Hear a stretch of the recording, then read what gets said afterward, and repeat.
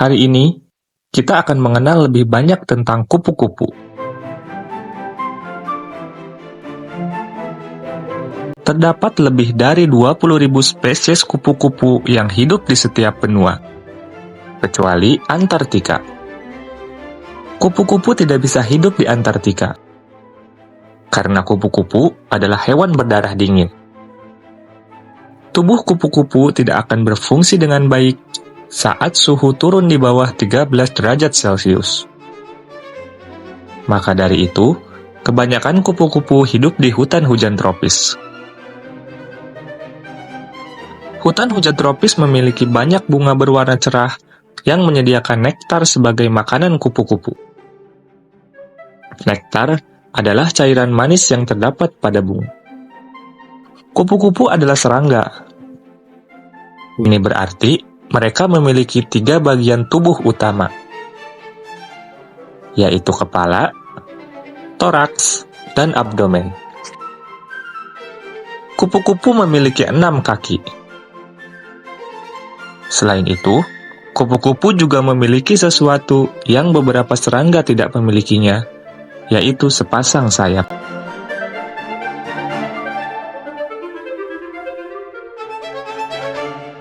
Ada 4 tahapan dalam siklus hidup kupu-kupu.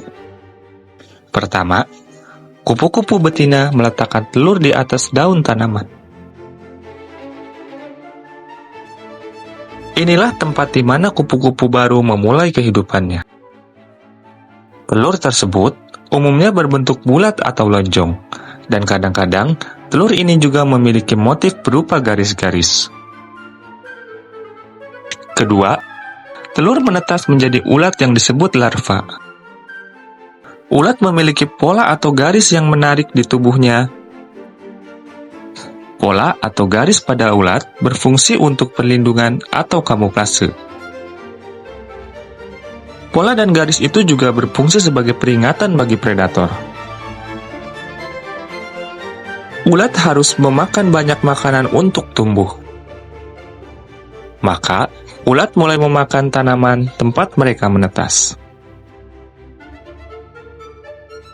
Setelah ulat tumbuh sangat besar, ulat akan berganti kulit hingga 4 kali sebelum sepenuhnya bertumbuh dan masuk ke tahap berikutnya.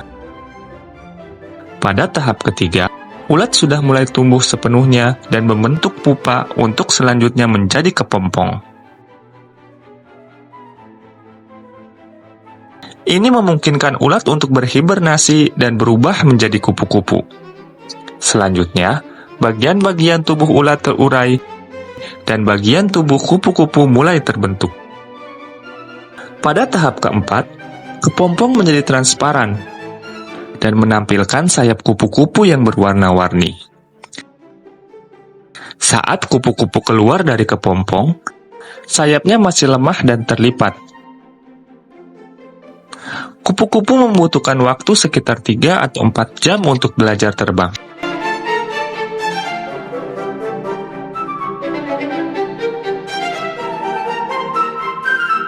Kupu-kupu memiliki 2 jenis warna, pigmen dan struktural. Warna pigmen disebabkan oleh bahan kimia yang menyerap dan memantulkan cahaya. Misalnya, jika cahaya merah dan biru diserap, maka cahaya hijau yang akan dipantulkan. Itulah sebabnya kamu akan melihat warna hijau pada kupu-kupu. Warna struktural disebabkan oleh struktur sayap kupu-kupu. Sayap kupu-kupu memiliki lapisan yang terbuat dari bahan transparan yang disebut dengan chitin. Chitin memiliki ribuan sisik kecil yang memantulkan cahaya. Ketika cahaya menembus sisik-sisik tersebut, intensitas warna yang terlihat bisa menjadi lebih terang atau meredup. Selain itu, struktur sayap membuat warna berpindah dan berubah saat kupu-kupu bergerak. Fenomena ini disebut dengan iridesensi. Iridesensi adalah ketika warna sayap kupu-kupu berubah saat kamu bergerak atau berpindah ketika mengamati kupu-kupu. Warna kupu-kupu membantu mereka menarik pasangan, berfungsi sebagai sinyal peringatan bagi predator, dan dapat memberikan kamuflase yang membantu kupu-kupu bersembunyi dari predatornya. Beberapa sayap kupu-kupu memiliki pola ultraviolet yang tidak bisa dilihat oleh manusia. Namun, kupu-kupu lain dapat melihat pola tersebut dan menggunakannya untuk membedakan atau mengenali pasangan mereka.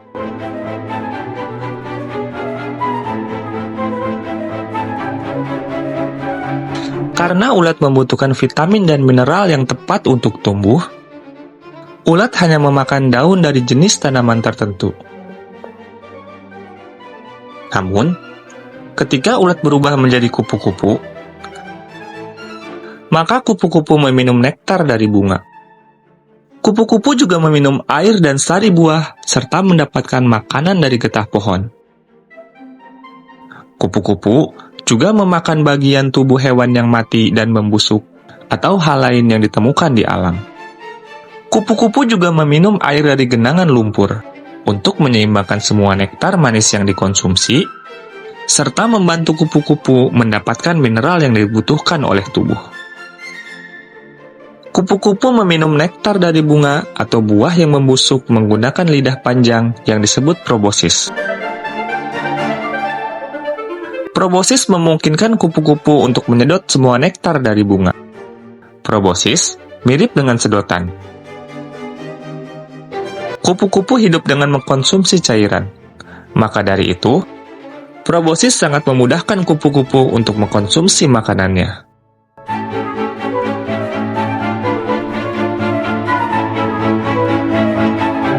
Pada tahap pertama siklus hidupnya, kupu-kupu betina meletakkan telur di daun tanaman. Namun, untuk membantu telur tetap menempel pada daun dan tidak jatuh ke tanah, kupu-kupu menempelkannya menggunakan sejenis lem khusus yang diproduksi oleh kelenjar pada tubuh mereka. Sebagai manusia, kita memiliki pengecap rasa di lidah yang membantu kita menentukan apakah sesuatu itu manis, asin, pahit, atau asam. Sedangkan pada kupu-kupu, kupu-kupu hanya memiliki sedikit pengecap rasa pada proboscisnya.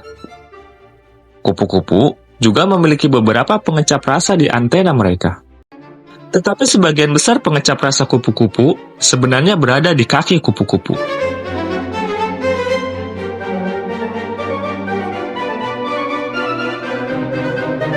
Kupu-kupu menyenangkan untuk dilihat. Selain itu, kupu-kupu juga sangat penting bagi lingkungan. Kupu-kupu bersama dengan hewan penyerbuk lainnya seperti lebah, ngengat, burung, atau kelelawar melakukan penyerbukan lebih dari 75% tanaman berbunga di dunia. Kita bergantung pada hewan penyerbuk untuk membantu tanaman berkembang biak dan menghasilkan buah. Kupu-kupu juga memperkuat ekosistem dengan menciptakan lebih banyak keberagaman biologis di alam. Selain itu, penelitian tentang besarnya populasi kupu-kupu membantu ilmuwan mengetahui apakah ekosistem dalam keadaan stabil atau tidak. Kupu-kupu juga merupakan bagian penting dari rantai makanan. Kupu-kupu biasanya ditemukan dalam jumlah besar pada waktu-waktu tertentu dalam setahun. Kupu-kupu menjadi makanan bagi burung, mamalia kecil, atau serangga lainnya. Namun, kupu-kupu tidak hanya menjadi mangsa. Kupu-kupu juga merupakan predator. Kupu-kupu merupakan predator dari apid dan membantu mengendalikan hewan hama tersebut. Seperti banyak spesies lain, kupu-kupu mengalami kesulitan akibat kehilangan habitat. Sebagian besar habitat mereka telah hilang akibat pertanian dan pemukiman manusia. Manusia telah merusak banyak lahan untuk mencari sumber daya alam, yang itu artinya manusia juga telah menghancurkan sebagian dari habitat kupu-kupu. Habitat kecil yang tersisa seringkali tidak menyediakan cukup makanan, perlindungan, atau keamanan yang diperlukan untuk kupu-kupu dapat bertahan hidup. Kupu-kupu juga mengalami kesulitan akibat perubahan iklim. Temperatur dari lingkungan memberitahu kapan telur harus menetas. Suhu yang tidak dapat diprediksi dapat menyebabkan waktu menetas menjadi kacau, dan jika telur menetas terlalu awal, itu merupakan bencana bagi ulat. Terima kasih telah menonton video ini. Jika kamu memiliki pertanyaan atau topik yang ingin dibahas pada video berikutnya, silakan tulis di kolom komentar. Sampai jumpa di video berikutnya.